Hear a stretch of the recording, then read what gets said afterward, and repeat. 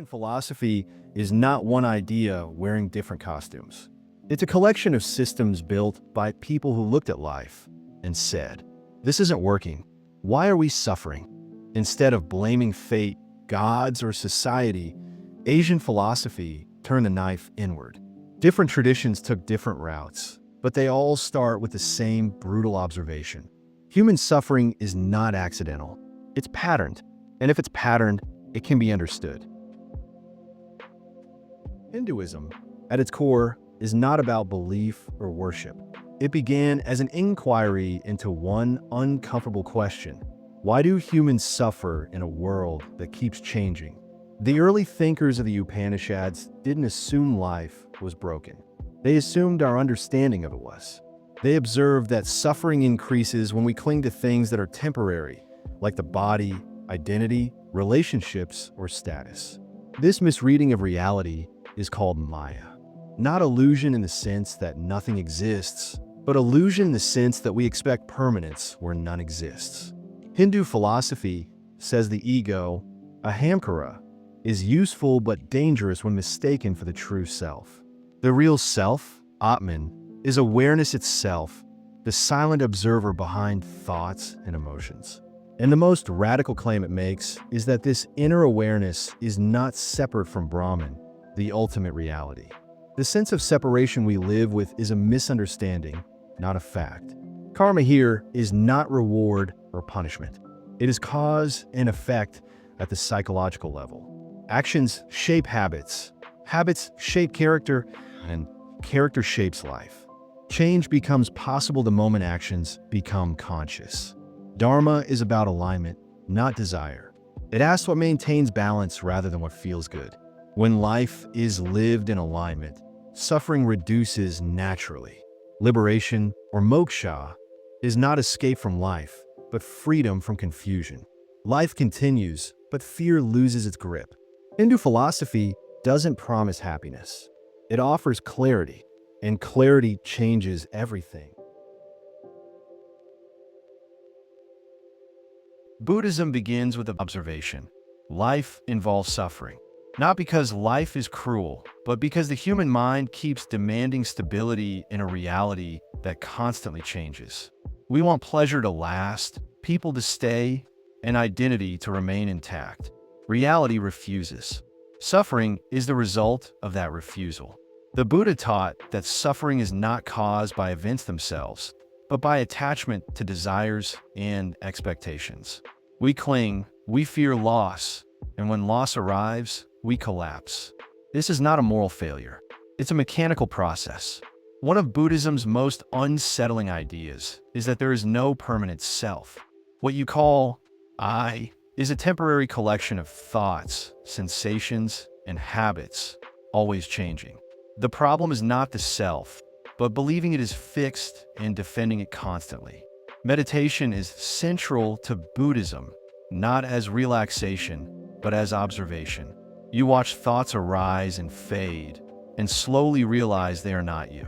When identification weakens, suffering weakens. Nirvana is not bliss or escape. It is the end of compulsive craving and inner resistance. Life continues, but the struggle inside ends. Jainism is a philosophy built on radical responsibility. It teaches that every action creates consequence, not through divine judgment, but through cause and effect. The universe runs without a creator God managing outcomes. The soul, or jiva, is naturally pure, but becomes bound by karma created through careless actions, desires, and attachments. Karma here is not symbolic. It sticks. The core principle is ahimsa, nonviolence. This includes not just physical harm, but harmful speech, intention, and negligence. Even unintentional harm counts. Jainism teaches non-attachment. The more you cling to things, identities, or opinions, the more trapped you become. Liberation comes only through strict self-discipline and awareness. No shortcuts, no rescue, just conscious living until nothing binds you. Confucianism The philosophy that doesn't care about your inner peace until you stop being a problem for everyone else. Confucianism begins with a very unromantic idea. Society collapses when people stop behaving properly, not because they lack freedom, but because they lack discipline. Confucius wasn't trying to explain the universe or escape suffering. He was trying to fix human behavior where it actually causes damage. Families, communities, governments. At the center of Confucian thought is run, often translated as humaneness. Not kindness as emotion, but as conduct. How you speak, how you listen, how you treat people when no one is applauding. Ren is practiced, not felt. Then there is Li, ritual, and propriety. Modern minds hate this word. It sounds restrictive. Confucius didn't care. Li is about structure, clear roles, respectful behavior, predictable conduct. When people know how to act, conflict decreases. Chaos, Confucius believed, is usually self-inflicted through neglected norms. Daoism is what happens when someone looks at human behavior, watches people exhaust themselves trying to control everything, and quietly decides they're the problem. Daoism begins with the idea of the Tao, usually translated as the way. That translation already messes things up because the Tao isn't a rulebook or a moral command. It's the natural process by which everything exists and changes. Seasons shift, rivers flow, trees grow, decay, and return to soil. None of this needs supervision. Humans somehow think they do. The central mistake Daoism points out is forced effort. You push, manipulate, strategize, and call it ambition. Daoism calls it misalignment. The more you fight the natural flow of things, the more resistance you create, and then you label that resistance as bad luck. This is where Wu Wei comes in. It doesn't mean doing nothing. It means not forcing, acting in a way that fits the situation instead of overpowering it. Zen and Japanese philosophy are what you get when people get tired of explaining life and decide to experience it instead. Zen comes out of Buddhism, but it strips almost everything away. No long theories, no belief-heavy systems.